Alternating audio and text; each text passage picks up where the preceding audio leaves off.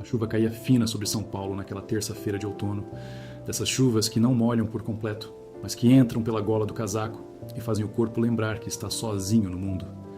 Eram 6h40 da manhã, quando Helena desceu do ônibus na Avenida Paulista, com os sapatos já encharcados e uma sacola plástica protegendo a pasta de couro velho que carregava há 7 anos. Ninguém olhou para ela. Ninguém nunca olhava. Helena tinha 34 anos, cabelos castanhos presos num coque apertado, e o tipo de rosto que as pessoas esquecem assim que viram o olhar para o lado. Era secretária executiva no 12º andar do edifício de vidro e aço da Vasconcelos Holdings, uma das maiores empresas de logística do país, e há quase 8 anos chegava antes de todo mundo, saía depois de todo mundo, e voltava para um apartamento de um quarto no extremo leste da cidade, onde morava com a mãe doente e um gato velho chamado Tomás. Naquela manhã, como em todas as outras, ela atravessou o saguão sem cumprimentar ninguém, porque ninguém a cumprimentava primeiro. Pegou o elevador de serviço, não porque era obrigada, mas porque havia aprendido com o tempo que sua presença incomodava menos quando ninguém a via. Os executivos do andar dela costumavam falar alto sobre carros, viagens, jantares em restaurantes que ela jamais entraria. Helena ouvia tudo em silêncio. Anotava agendas, marcava reuniões, lembrava aniversários de esposas e amantes, e quando alguém perguntava como ela estava, sempre respondia: "Tudo bem, obrigada", mesmo quando a noite anterior havia sido passada inteira no pronto-socorro com a mãe. O dono da empresa, Ricardo Vasconcelos, era uma figura quase mitológica no edifício. 52 anos, viúvo, herdeiro de um império que ele mesmo havia multiplicado por 10. Os funcionários falavam dele como se falassem de um deus distante, alguém cujas decisões caíam de cima como sentenças. Helena nunca o havia visto pessoalmente. Ele ocupava o último andar, voava em jatos particulares e, quando precisava se comunicar com os escritórios, mandava recados pelos diretores. Mas naquela semana, algo estranho havia começado a circular pelos corredores. Diziam que Ricardo estava preocupado com a empresa, que sentia que algo estava podre, que as pessoas haviam esquecido o que era trabalhar com dignidade. Diziam também que ele iria fazer alguma coisa a respeito, embora ninguém soubesse o quê. Helena ouvia esses sussurros enquanto preparava o café dos diretores, enquanto organizava as pastas das reuniões, enquanto recebia, em silêncio, os comentários atravessados de Cláudia, sua chefe imediata. Uma mulher de 40 anos, cuja única alegria parecia ser encontrar erros onde não havia. "Helena, esse relatório está horrível", dizia Cláudia, mesmo sem ter aberto. "Helena, refaça essa planilha." "Helena, você não serve para nada além disso mesmo." E Helena baixava os olhos, refazia, sorria de leve e seguia. Ela havia aprendido que responder era pior, que defender-se era oferecer mais lenha para o fogo, que existir em silêncio era a única forma de não desaparecer por completo. Naquela mesma noite, depois de mais um dia de 12 horas, Helena saiu do prédio às 9h30. A chuva havia voltado, mais forte agora, e o último ônibus para o seu bairro já havia passado. Ela ficou parada na calçada por alguns minutos, olhando o céu, calculando se valia a pena gastar dinheiro com um táxi ou se era melhor caminhar até a estação do metrô e tentar uma conexão impossível.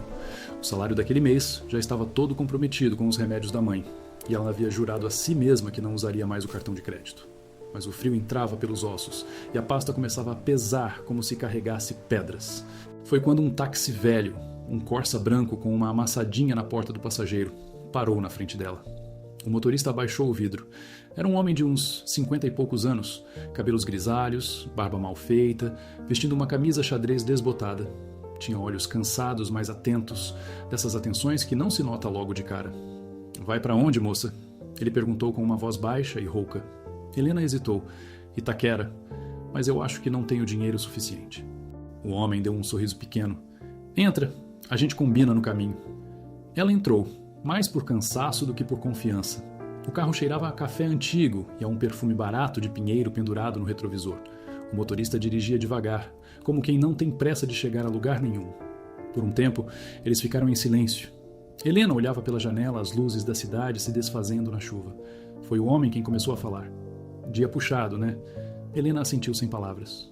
"Trabalha em quê?" Ela demorou para responder. "Sou secretária, numa empresa grande aqui da Paulista." "Empresa grande, hein? Deve ser bom." Helena deu um sorriso fraco, daqueles que machucam por dentro. "É um emprego." O motorista percebeu alguma coisa no tom dela. Não insistiu logo. Continuou dirigindo, atento ao trânsito, atento a ela. Depois de alguns minutos, ele tentou de novo, dessa vez com mais calma. "Sabe, eu já dirigi muita gente importante, muita gente que se acha. E quase ninguém fala comigo.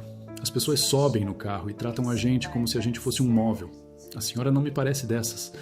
Helena olhou para ele pelo retrovisor e por um instante seus olhares se cruzaram. Eu sei como é ser tratada como móvel, ela disse baixinho. A gente aprende a não desejar ser notado. O homem ficou em silêncio por alguns segundos. Depois perguntou com cuidado. E o que a senhora desejaria se pudesse desejar alguma coisa? Helena riu de leve, um riso triste, sem graça. Acho que ninguém me perguntou isso na vida inteira. Ela ficou pensando. O carro seguia pela radial leste, e a chuva tinha diminuído, virado um chuvisco suave. Helena finalmente respondeu, mais para si mesma do que para o motorista. Eu queria que minha mãe melhorasse. Ela está doente faz 3 anos e o dinheiro nunca é suficiente. Eu queria poder dormir uma noite inteira sem acordar com medo. Queria não precisar agradecer todo dia por um emprego onde me tratam como se eu fosse um erro do universo. E queria, sei lá, queria poder olhar para o espelho e ver alguém. Faz tempo que eu não vejo ninguém.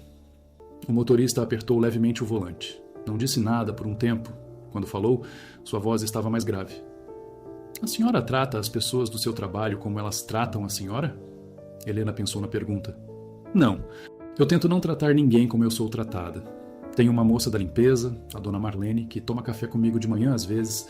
Tenho segurança do estacionamento, o seu Joaquim, que me dá bom dia todo dia há 7 anos. Acho que essas pessoas são as únicas que eu sinto que realmente existem ali dentro.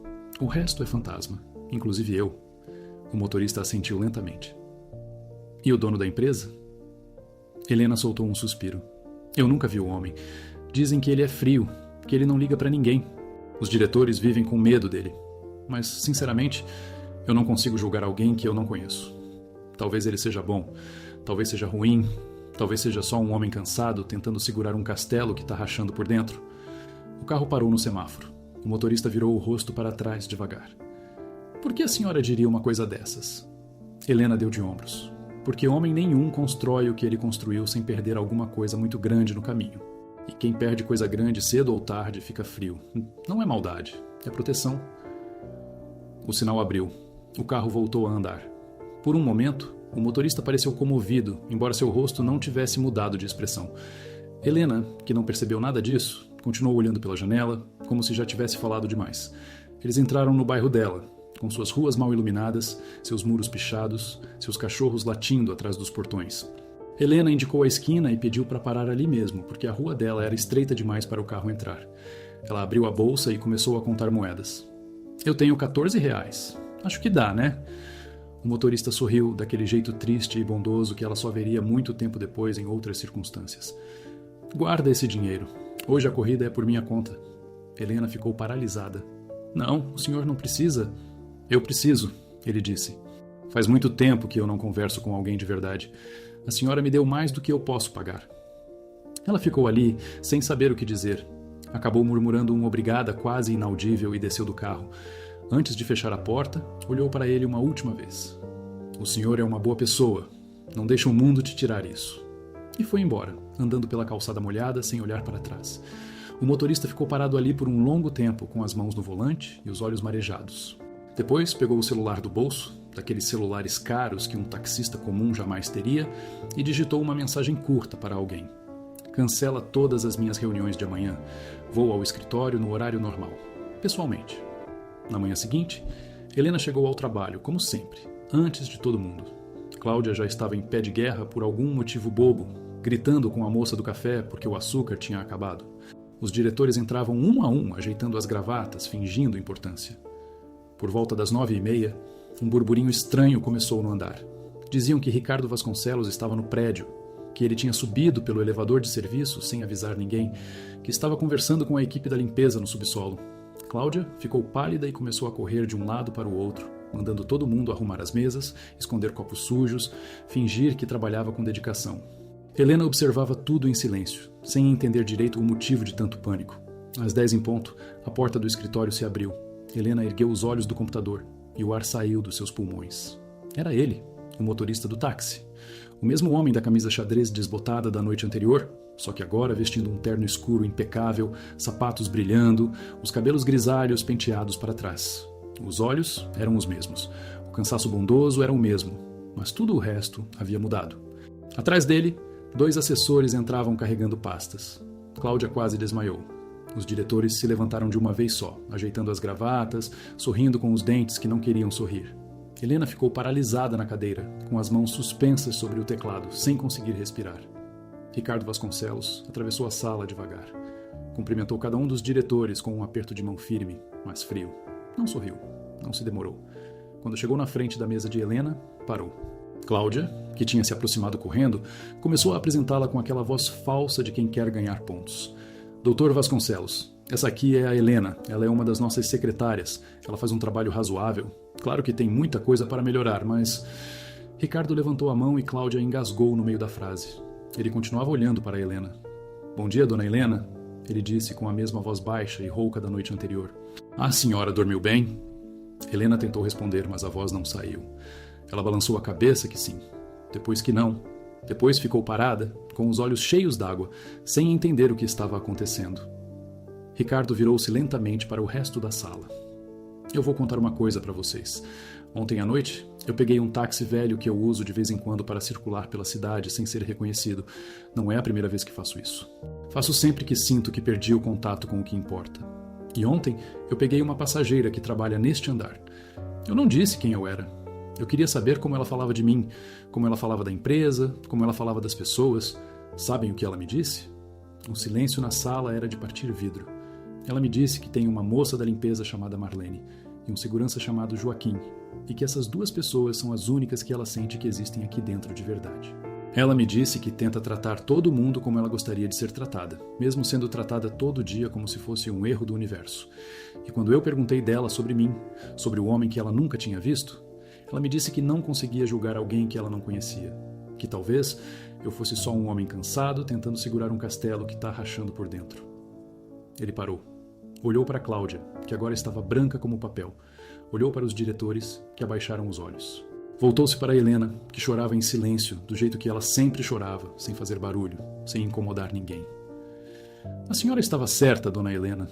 O castelo está rachando por dentro. Mas não é por culpa da senhora. É por causa de gente que esqueceu que empresa nenhuma se sustenta sem dignidade. E hoje eu vim aqui para começar a consertar isso. Ele se voltou para os assessores. A partir de hoje, a Cláudia está suspensa enquanto a auditoria de comportamento é feita. Quero o relatório de todas as queixas dos últimos 5 anos sobre o tratamento que ela dispensou aos funcionários subordinados. E quero saber por que essas queixas nunca chegaram até mim. Cláudia tentou falar alguma coisa, mas Ricardo já tinha se virado de novo para Helena.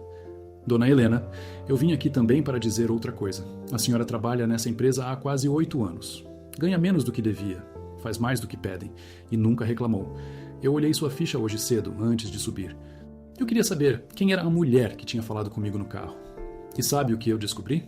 Descobri que a senhora foi a única pessoa neste andar que, em 7 anos, nunca faltou um dia sequer. Nem mesmo quando a senhora levou sua mãe para internar 3 vezes seguidas. Descobri que a senhora cobre os erros dos diretores há anos e nunca leva o crédito por nenhum acerto. Descobri que a senhora tem uma formação em administração que ninguém aqui sabia. Por que a senhora nunca pediu uma promoção? Helena finalmente conseguiu falar, embora a voz tremesse. Porque eu achei que eu não merecia. Porque eu achei que se pedisse ia perder o pouco que eu tinha. Ricardo balançou a cabeça lentamente, e por um instante seus olhos também ficaram molhados. A senhora está promovida, dona Helena, não a chefe de Cláudia, a diretora deste andar, com aumento de 6 vezes o salário atual, plano de saúde estendido para sua mãe, e 3 meses de licença remunerada para colocar a vida em ordem. E quando a senhora voltar, vamos conversar sobre o futuro. Porque eu acho que a senhora tem muito a me ensinar sobre o tipo de empresa que eu quero ter daqui para frente. A sala inteira estava em silêncio absoluto. Helena cobriu o rosto com as mãos e chorou de verdade pela primeira vez em anos. Daquele jeito que dói o peito todo. Daquele jeito que limpa coisas antigas de dentro da gente. Ricardo se aproximou, colocou uma mão suave sobre o ombro dela e disse baixinho, só para ela ouvir. A senhora me perguntou ontem o que eu faria se pudesse desejar alguma coisa. Eu não respondi. A resposta é, eu queria encontrar uma pessoa que ainda acreditasse que bondade vale alguma coisa neste mundo. E ontem, num táxi velho na chuva, eu encontrei. Os meses que se seguiram não foram um conto de fadas, porque a vida nunca é. A mãe de Helena melhorou com os tratamentos novos, mas continuou frágil. Helena teve que aprender a ser respeitada. E isso foi mais difícil do que ser ignorada, porque exigia que ela ocupasse um espaço que durante anos ela tinha aprendido a achar que não merecia. Ricardo Vasconcelos não se transformou de um dia para o outro num homem caloroso, mas começou a aparecer mais no escritório, começou a almoçar no refeitório dos funcionários, começou a perguntar os nomes das pessoas, e entre ele e Helena, alguma coisa foi nascendo devagar, do jeito que as coisas verdadeiras nascem, sem pressa, sem promessa, sem barulho. Não foi um romance de filme. Foi uma amizade que virou companhia, e uma companhia que virou cuidado, e um cuidado que um dia, depois de muito tempo, virou amor. Eles se casaram numa cerimônia pequena, 2 anos depois daquela noite de chuva, numa capela simples no interior de Minas, com a mãe de Helena na primeira fileira, segurando o gato Tomás no colo e a dona Marlene como madrinha. Helena usou um vestido branco simples que ela mesma escolheu, e quando Ricardo a viu chegar pelo corredor, ele chorou, do mesmo jeito silencioso que ela sempre chorou. Ninguém ali sabia direito a história inteira, nem precisava saber. Bastava ver o jeito como aquele homem olhava para aquela mulher para entender que algo muito raro tinha acontecido. Algo que a maioria das pessoas passa a vida inteira sem encontrar.